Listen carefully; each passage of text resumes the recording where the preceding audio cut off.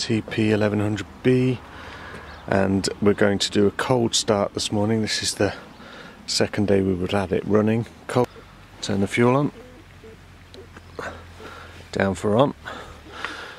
Okay, and then we've got this compression lever here. Can you see it? That just goes down into the on position. Now, what I found is that when obviously the cylinder is in the incorrect position, it won't let you push it down. So you just give the pull a little whack. There you go, and it's allowed us to pull it down. Make sure that the dead man handle is down, so we can do that.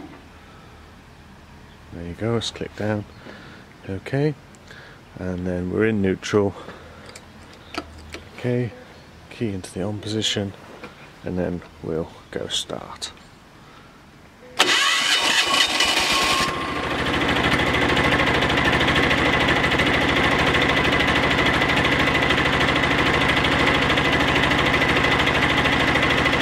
As you can see, as I described earlier, the tines come flat packed, so there's quite a few bolts and nuts and spring washers, and I spent quite a bit of time putting them all together. Just focus. There's a split pin with a bolt, so you just roll the machine over slightly, pull that out, and fit the tine over. Okay, and same on the other side. Okay, so I'm going to do that now. You can see that the soil has already been turned over with the Howard, and already been turned over. It is quite wet. Hasn't rained for a few days, but it still hasn't dried out properly.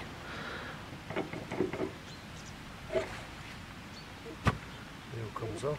Now, the spines are bladed, so they need to go in the right direction. And there. That's good. You don't need much effort. You can do it one person.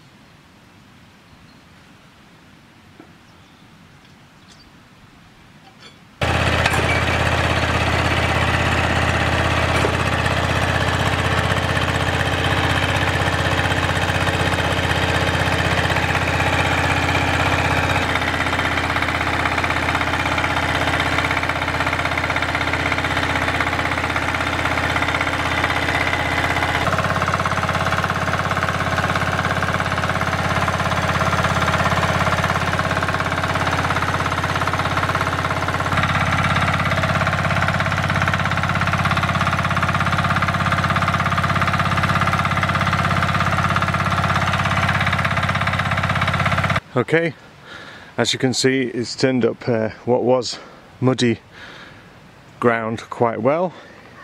It's done what I wanted really, because I wanted most of the grass to be hidden. This has already been turned over once by the Howard Gem, which is playing games as per usual. Leave this ground now until it dries out a bit better, or maybe in the frost, and we'll turn it over in the frost again, depending on how wet it's been. Tines are well and truly clogged up there, but able to move it out quite easy, so I'll just reverse that and clean them off. So the next film I'm going to do a bit of untouched turf, so we'll try over there and see how it manages in that. Okay.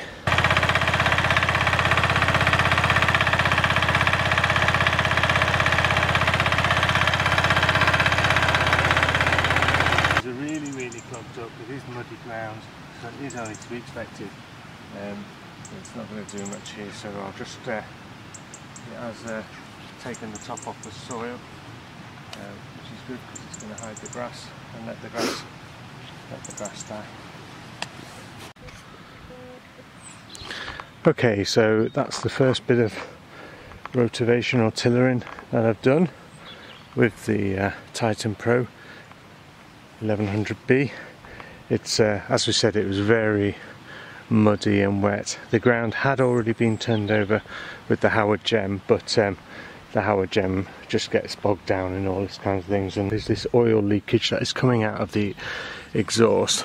As you can see there, it's coming from the exhaust, which is there, and then splatting out, and seems to be coming from, maybe it's pooled in the bottom of the exhaust, and when the engine gets hot it's come out.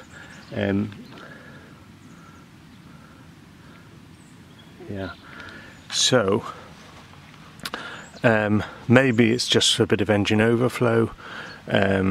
Maybe I filled it up a bit too much, although, you know, I was careful to watch their levels.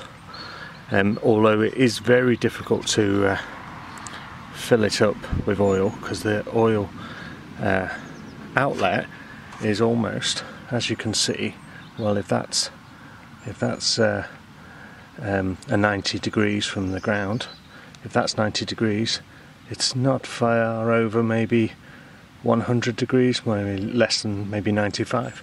So to get a funnel in there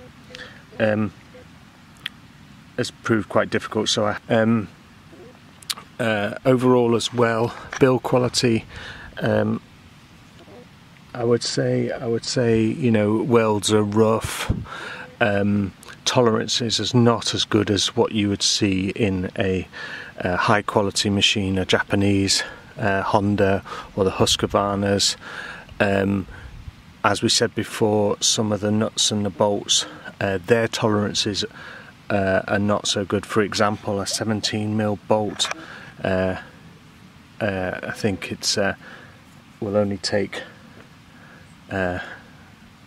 was only taking a imperial measurement, is it 5/8? I think 5/8 is around about 17mm.